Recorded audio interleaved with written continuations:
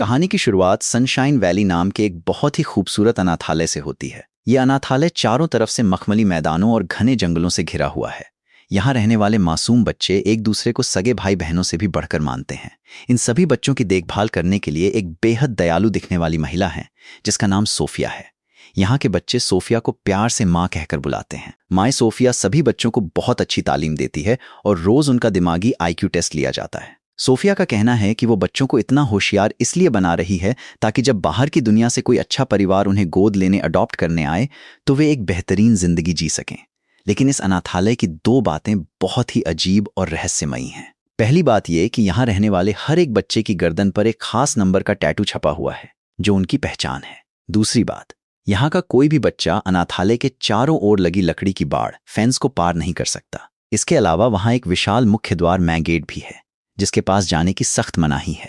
Sophia बच्चों को डराती है कि बाहर की दुनिया बेहद खूंखार है, इसलिए उन्हें इसी बाड़ के अंदर सुरक्षित रहना चाहिए। यहाँ हमारी मुलाकात अनाथालय के 3 सबसे बड़े और जीनियस बच्चों से होती है, लिया, एड्रियन और ओलिवर। दोपहर के वक्त ये सभी बच्चे मैदान में हाइड एंड सीक छिपन छिपाई खेलते हैं। एड्रियन अपने शातिर दिमाग की बदौलत जंगल में छिपे हर बच्चे को चुटकियों में ढूंढ निकालता है, यहाँ तक कि वो सबसे फुर्तीली लड़की लिया को भी अपनी चाल में फंसाकर पकड़ लेता है। ये खेल दरअसल बच्चों की दिमागी और शारीरिक क्षमता को बढ़ाने का एक गुप्त तरीका है। इसी बीच अनाथालय में खबर आती है कि मीरा नाम की एक 6 साल की छोटी सी बच्ची को एक अमीर परिवार ने गोद ले लिया है। मीरा बहुत ही मासूम है जो हमेशा अपने पास एक कपड़े की गुड़िया डॉल रखती है जिसे वो अपनी सबसे अच्छी दोस्त मानती है। नियम के मुताबिक जो बच्चा एक बार अडॉप्ट होकर यहाँ से चला जाता है वो कभी लौट कर नहीं आता। शाम को मीरा की भावुक विदाई होती है। मीरा रोते हुए सब बच्चों से वादा करती है कि वो बाहर जाकर सबको खत जरूर लिखेगी। लेकिन एड्रियन और ओलिवर सोचते हैं कि आज तक यहाँ से गए किसी भी बच्चे का खत कभी वापस क्यों नहीं आया। खैर, माँ सोफिया मीरा का हाथ पकड़कर उसे उस अंधेरे मेन गेट की तरफ ले जाती है। मीरा के जाने के थोड़ी देर बाद लिया और एड्रियन हॉल की सफाई कर रहे होते हैं। तभी लिया की नज़र टेबल पर पड़ती है जहां मीरा की वो पसंदीदा गुड़िया छूटी हुई थी। लिया घबरा जाती है क्योंकि मीरा उस गुड़िया के बिना एक पल भी नहीं रह सकती थी। तभी वहां ओलिवर आता है और बताता है कि मेन गेट की बत्ती अभी भी जल रही है, यानी मीरा अभी वहीं होगी।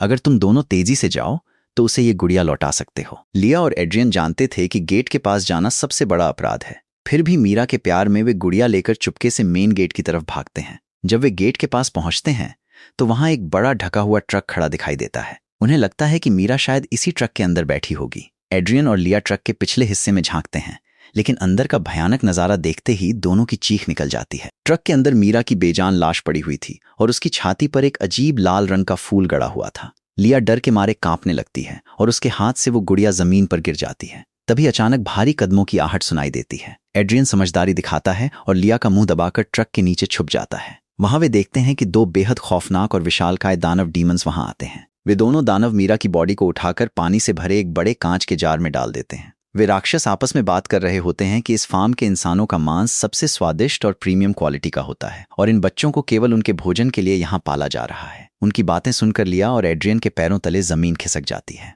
उन्हें पूरा सच समझ में आ जाता है कि उनका ये अनाथालय कोई स्वर्ग नहीं बल्कि इंसानों का एक कसाई खाना ह्यूमन फार्म है। तभी वहां माँ सोफिया आ जाती है। वो उन दानवों से बहुत ही सलीके से बात करती है और वादा करती है कि अगली बार वो उनके लिए और भी ज्यादा हाई IQ वाला बच्चा तैयार रखेगी, क्योंकि राक्षसों में दिमाग वाले बच्चों का मीट सबसे महंगा बिकता है।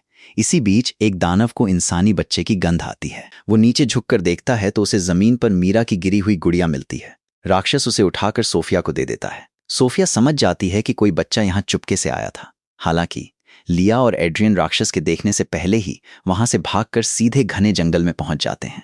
जंगल में गिरकर लिया फूट फूट कर रोने लगती है। उसे यकीन नहीं हो रहा था कि उसकी प्यारी माँ सोफिया असल में एक आदमखोर है। एड्रियन उसे संभालता है और कहता है कि हमें इस नरक से भागना होगा। इस पर लिया कहती है, हम अकेले नहीं भागेंगे, हम अनाथालय के हर एक बच्चे को अपने साथ बचाकर ले जाएंगे। एड्रियन भी उसका साथ देने का कसम खाता है। अगले दिन लिया और एड्रियन सोफिया के सामने बिल्कुल सामान्य व्यवहार करते हैं ताकि उस पर कोई शक न हो। दोनों चुपके से बाड़ फेंस के पास जाते हैं। एड्रियन कहता है कि यहां से भागने के लिए हमें एक मास्टर प्लान बनाना होगा।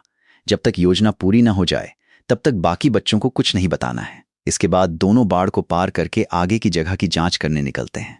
जंगल के अंत में पहुंचकर वे देखते हैं कि आगे एक विशाल, सपाट और बेहद ऊंची कंक्रीट की दीवार बनी हुई है जिसे बिना किसी सहारे के लांघना नामुमकिन था। एड्रियन समझ जाता है कि दीवार चढ़ने के लिए उन्हें मजबूत रस्सियों की जरूरत होगी। दूसरी तरफ मैदान में खेल रहे बच्चे अचानक चिल्लाने लगते हैं क्योंकि एक छोटी बच्ची जंगल में भटककर गायब हो गई थी। तभी माँ सोफिया वहां आती है और बिना किसी घबराहट के अपनी जेब से एक अजीब सी डिजिटल डिवाइस निकालती है। उसकी स्क्रीन पर कुछ लोकेशन देखकर वो सीधे जंगल की तरफ जाती है और चंद सेकंड में उस बच्ची को सही सलामत वापस ले आती है।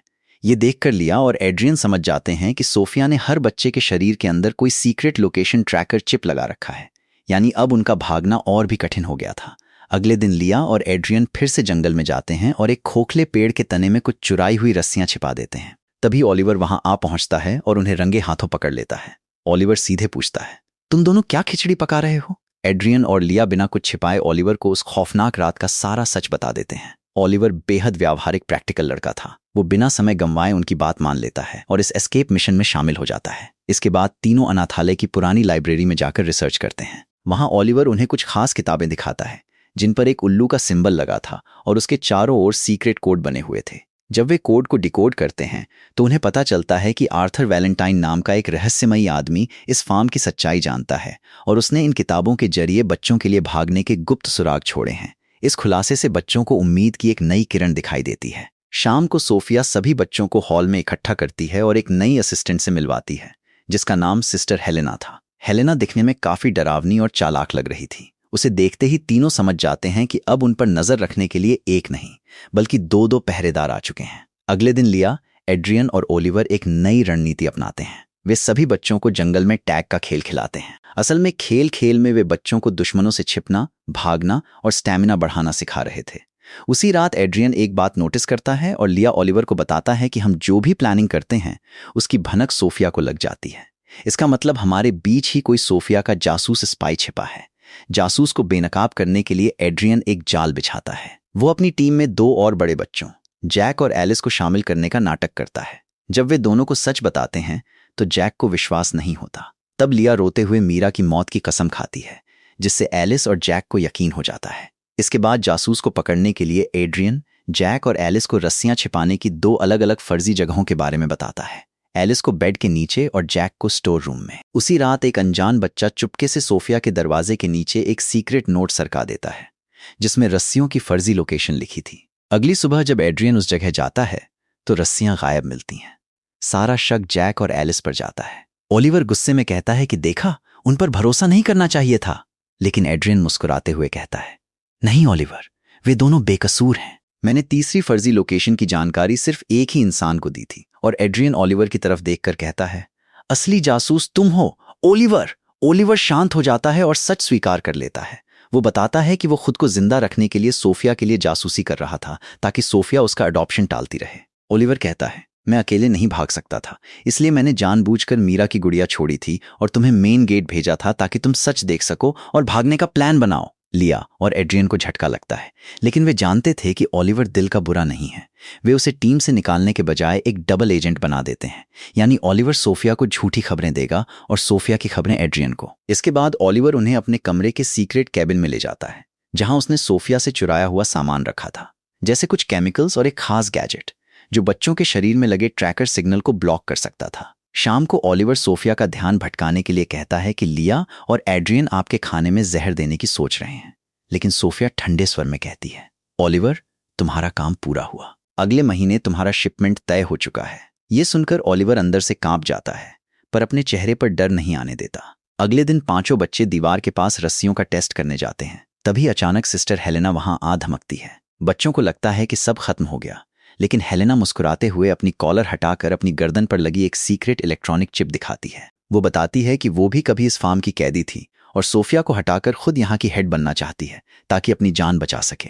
वो सोफिया को नीचा दिखाने के लिए बच्चों की मदद करने का नाटक करती है।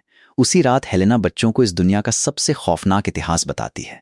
वो बताती है कि 1000 साल पहले इंसानों और दानवों के बीच महायुद्ध हुआ था। तबाही रोकने के लिए द पैक्ट द प्रॉमिस नाम का समझौता हुआ जिसके तहत दुनिया 2 हिस्सों में बंट गई, इंसानों की दुनिया अलग और राक्षसों की अलग। लेकिन शांति के बदले इंसानों ने वादा किया कि वे राक्षसों को खाने के लिए इंसानी बच्चों की सप्लाई देंगे। इसी शर्त के तहत सनशाइन वैली जैसे सीक्रेट फार्म्स बनाए गए। राक्षस जितने समझदार बच्चे का दिमाग खाते हैं वे उतने ही बुद्धिमान बने रहते हैं, वरना वे जंगली जानवर बन जाएंगे। हेलेना ये भी बताती है कि बच्चों के कान के निचले हिस्से में ट्रैकर लगा है। ओलिवर के पास इसे ब्लॉक करने का तरीका था, इसलिए बच्चे नहीं डरते।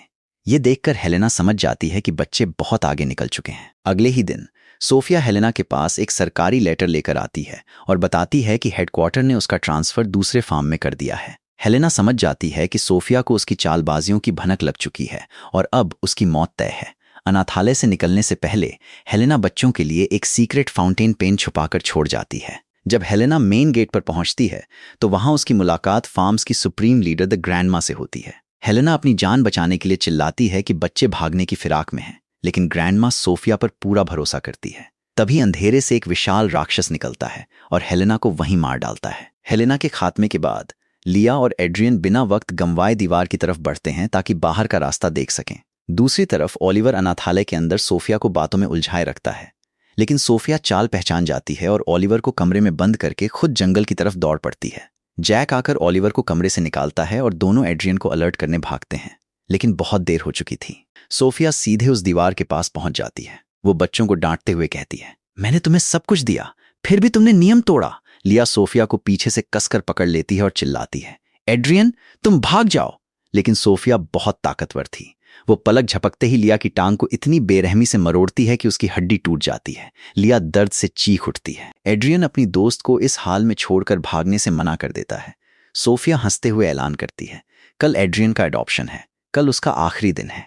उसी रात ओलिवर एड्रियन से कहता है कि हम कल तुम्हारे पैर टूटने का नाटक करेंगे या तुम्हें छिपा देंगे ताकि शिपमेंट रुक जाए। लेकिन एड्रियन मना कर देता है, अगर मैं छिपा तो सोफिया सुरक्षा बढ़ा देगी और बाकी बच्चों का भागना हमेशा के लिए नामुमकिन हो जाएगा। अपने भाई बहनों के लिए मैं अपनी जान दे सकता हूँ। अगली सुबह एड्रियन शांत मन से पैकिंग करता है। तभी अलमारी के कोने में उसे हेलेना का छोड़ा हुआ वो सीक्रेट पेन मिलता है। एड्रियन समझ जाता है कि इसमें बाहर की दुनिया का नक्शा है।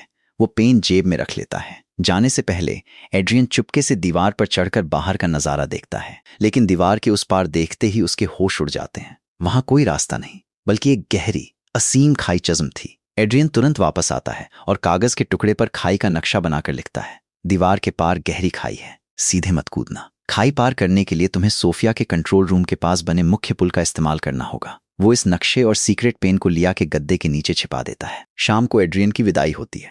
छोटे बच्चे खुश थे, लेकिन लिया, ओलिवर, जैक और एलिस रो रहे थे। लिया टूटे पैर के साथ एड्रियन से लिपट जाती है। एड्रियन मुस्कुराते हुए सोफिया के साथ मेन गेट पार कर जाता है। गेट के अंदर बने गुप्त गलियारे में एड्रियन को पीटर राट्री नाम के एक रईस इंसान के सामने लाया जाता है, जो इस पूरे ह्यूमन फार्मिंग सिस्टम का मालिक था।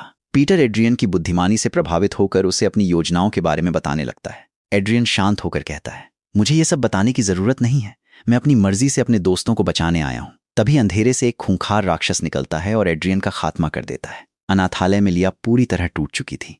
सोफिया उसके पास आकर कहती है, लिया तुम अगली मां बनने की ट्रेनिंग शुरू कर दो, इस तरह तुम मरने से बच जाओगी। लिया समझ जाती है कि सोफिया उसे भी अपने जैसा जल्लाद बनाना चाहती है। दूसरी तरफ ओलिवर भी टूट चुका था। सोफिया ओलिवर से कहती है, अगला नंबर तुम्हारा है ओलिवर, अपनी मौत के लिए तैयार रहो। लेकिन ओलिवर के मन में कुछ खौफनाक प्लान चल रहा था। आखिरी रात ओलिवर डाइनिंग हॉल में बैठा था। लिया वहां आती है और कहती है कि हमारे पास भागने का प्लान है, लेकिन ओलिवर कहता है, अब बहुत देर हो चुकी है लिया, मैं राक्षसों का खाना बनने से बेहतर खुद को खत्म करना समझता हूं। इससे पहले कि लिया कुछ करे, ओलिवर माचिस जलाकर खुद पर तेल छिड़ककर आग लगा लेता है। आग की लपटें देखकर सोफिया पागलों की तरह दौड़ती हुई आती है। वो अपनी ट्रैकर घड़ी में देखती है। ओलिवर का सिग्नल आग के बीचों बीच था। सोफिया फायर एक्सटिंग्विशर उठाकर आग बुझाने में जुट जाती है, लेकिन तभी लिया गायब हो जाती है।